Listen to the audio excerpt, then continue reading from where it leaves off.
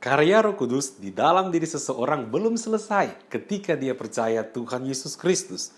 Justru itu adalah awal dari Roh Kudus bekerja dalam diri seseorang ketika dia lahir baru oleh pekerjaan Roh Kudus. Selanjutnya apa? Selanjutnya butuh ada relasi antara diri kita dengan Roh Kudus. Kenapa demikian?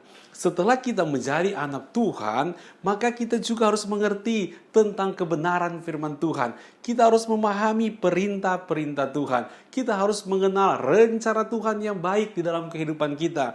Dan kita juga harus dimampukan untuk melakukan segala rancangan Tuhan yang terbaik yang harus kita kerjakan dalam hidup ini. Jadi kita butuh siapa? Kita butuh Roh Kudus yang memampukan kita mengerti firman Tuhan, memahami perintah Tuhan, dan mengerti bagaimana kita mengalami kemampuan untuk mencapai pertumbuhan rohani, menjadi dewasa rohani dalam Tuhan Yesus. Jadi pada saat ini betapa pentingnya kita bekerja sama, punya relasi dengan Roh Kudus. Ketika Anda lahir baru, itu pekerjaan Roh Kudus yang membuat engkau kenal Tuhan. Namun setelah engkau kenal Tuhan, engkau harus meresponi untuk membangun hubungan dengan Roh Kudus. Bicara tentang relasi dengan Roh Kudus, itu punya maksud begini.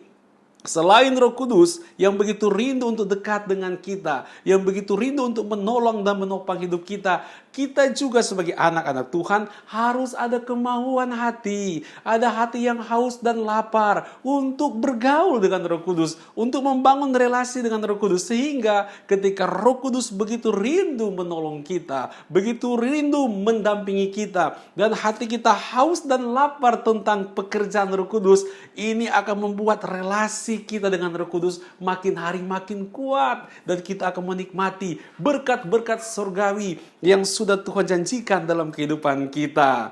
Nah, pada saat ini kita terus harus berdoa, Tuhan, aku mau untuk bergaul dengan Roh Kudus lebih dan lebih dalam lagi. Ingat baik-baik bahwa Roh Kudus itu adalah pribadi yang lemah lembut.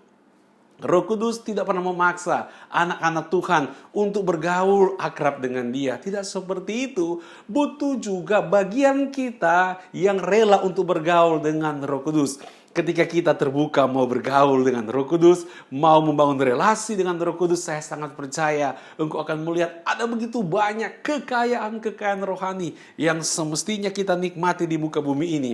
Ada begitu banyak kekuatan-kekuatan surgawi yang akan memampukan kita bertahan, berjalan makin kuat di tengah-tengah dunia yang penuh dengan dosa dan onak duri. Nah, pertanyaannya adalah bagaimana caranya Anda bergaul dengan Roh Kudus? Poin yang pertama adalah firman Tuhan mengingatkan kepada kita agar kita jangan mendukakan Roh Kudus. Mari kita lihat firman Tuhan yang berikut ini dalam Efesus pasal 4 ayat yang ke-30. Dan janganlah kamu mendukakan Roh Kudus Allah yang telah memeteraikan kamu menjelang hari penyelamatan. Firman Tuhan mengingatkan kita, jangan kita mendukakan Roh Kudus. Maksudnya apa?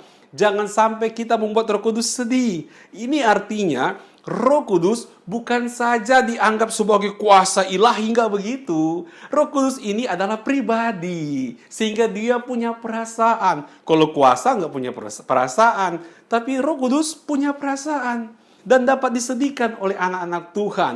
Nah, seperti apa ya Roh Kudus itu kalau berduka? Ini saya kasih contoh. Contoh ketika Yesus Kristus bersedih.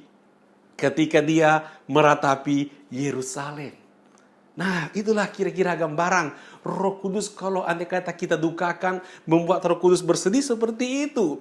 Bagaimana caranya anak-anak Tuhan bisa membuat Roh Kudus mengalami kedukaan, mengalami kesedihan? Caranya adalah ketika anak-anak Tuhan ada Roh Kudus dalam diri dia dan dia mengabaikan kehadiran Roh Kudus.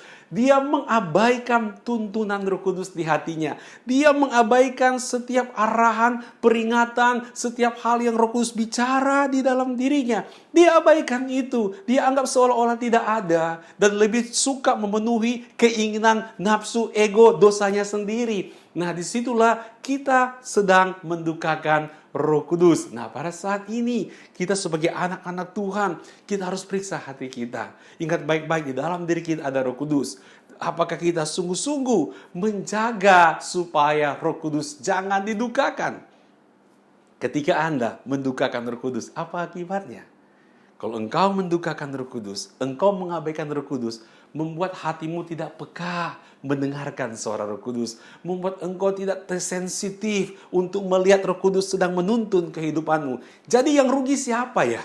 Kalau kita mendukakan Roh Kudus, sebenarnya yang rugi adalah kita. Kita nggak bisa untuk dewasa rohani kalau kita tidak berelasi dengan Roh Kudus. Kalau kita tidak menghormati Roh Kudus di dalam hati kita. Ketika kita mendukakan Roh Kudus, apakah lantas membuat Roh Kudus itu keluar dari diri kita? Enggak juga begitu, enggak ekstrim seperti itu. Di dalam diri anak-anak Tuhan ada Roh Kudus, dan ketika seseorang menyedikan Roh Kudus, mendukakan Roh Kudus tidak in out, tidak keluar. Ketika kita lagi baik, Roh Kudus ada di dalam hati kita, enggak seperti itu.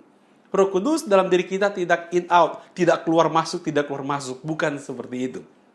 Namun, yang menjadi persoalan adalah relasi kita dengan Roh Kudus itu jadi on off, ya. Jadi on off, lancar tersendat. Dan kita mungkin tidak merasa apa-apa tentang kehadiran Roh Kudus. Dan ini sangat-sangat menyedihkan sebenarnya. Karena kekuatan kita adalah bergaul dengan Roh Kudus. Oleh sebab itu pada saat ini, ayo kita harus lihat diri kita dengan baik. Apakah kita sudah sungguh-sungguh mau bergaul dengan Roh Kudus? Kalau iya, jangan dukakan Roh Kudus. Caranya bagaimana? Jauhkan dosa. Jauhkan kebiasaan-kebiasaan lama. Jangan suka lagi untuk melakukannya. Saya perhatikan ada orang yang kelewat pinter. Jadi dia tahu Roh Kudus ada dalam diri dia. Ketika ada pergumulan, ketika ada persoalan, ketika misalnya harus melayani, dia tahu. Sehingga dia apa? Menyiapkan diri. Berdoa, puasa, berseru kepada Tuhan, menjauhkan dosa.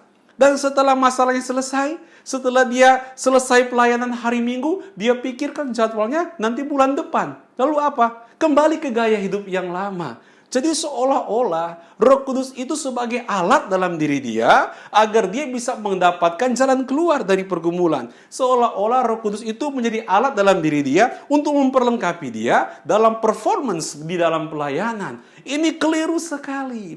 Yang benar adalah diri kita ini menjadi alatnya Allah Roh Kudus. Jadi jangan kebalik-kebalik ya. Sehingga kita harus sungguh-sungguh menghormati Roh Kudus di dalam diri kita. Pastikan engkau menjadi wadah yang indah. Tempat Roh Kudus bernaung. Disitulah engkau sedang membangun relasi yang kuat dengan Roh Kudus. Dan poin yang kedua, bagaimana kita membangun relasi dengan Roh Kudus adalah jangan padamkan roh. Mari kita lihat 1 Tesalonika 5 ayat 19-21. Jangan padamkan roh dan janganlah anggap rendah nubuat-nubuat. Ujilah segala sesuatu dan peganglah yang baik. Demikian firman Tuhan. Jangan padamkan roh. Roh itu digambarkan seperti api. Dan jangan padamkan roh berarti jangan matikan api itu. Apa maksud dengan jangan padamkan roh? Jangan padamkan roh itu punya pengertian, jangan menghalangi pekerjaan Roh Kudus dalam pelayanan.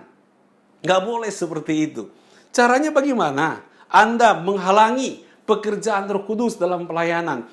Misalnya, kita tidak percaya karunia-karunia Roh Kudus. Padahal kita hidup ini bukan karena melihat, tapi karena percaya.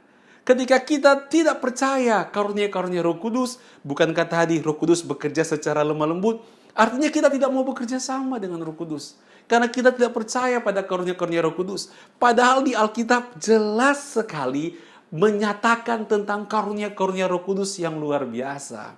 Ketika Anda tidak percaya karunia Roh Kudus dalam pelayanan, maka engkau sedang memadamkan roh. Dan juga orang bisa memadamkan roh dengan cara apa? Ketika dia bingung, ya, karena bingung melihat pekerjaan Roh Kudus itu kan pekerjaan supranatural, itu bisa mengagetkan, bisa menghebohkan. Saking bingungnya, akhirnya apa? Melarikan diri, tanda petik, menolak pekerjaan Roh Kudus seperti itu. Sebenarnya tidak boleh begitu. Kalau kita bingung, kita justru harus belajar. Kalau ada kendala, bukan berarti kita tidak bertindak. Kita ingat bagaimana kegiatan supranatural yang dialami, yang terjadi ketika Musa melihat semak belukar itu menyala, tetapi semak belukar itu tidak terbakar.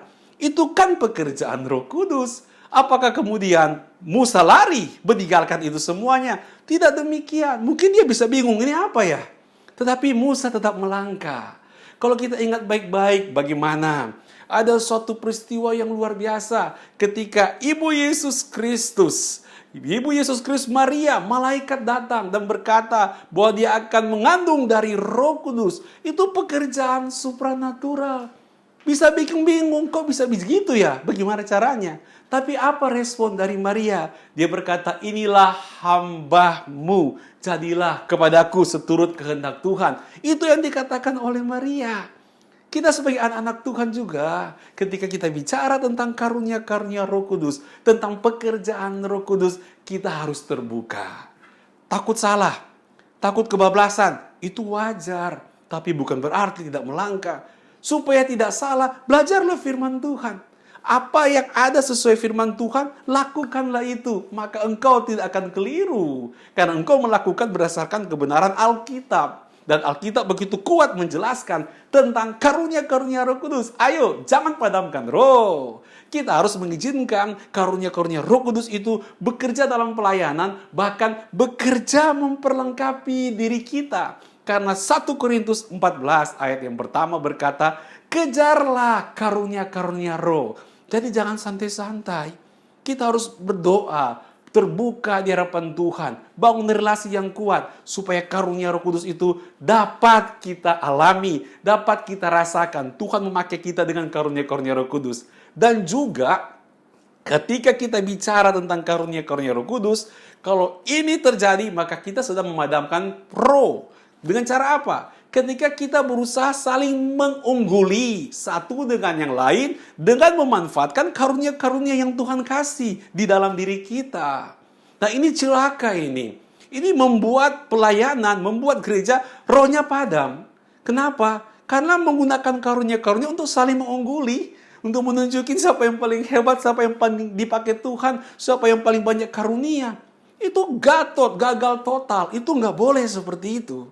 Yang benar adalah setiap karunia-karunia Roh Kudus yang Tuhan berikan dalam jemaat, yang Tuhan berikan dalam kehidupan kita, kita pergunakan itu seluas-luasnya untuk apa? Untuk saling memperlengkapi satu dengan yang lainnya.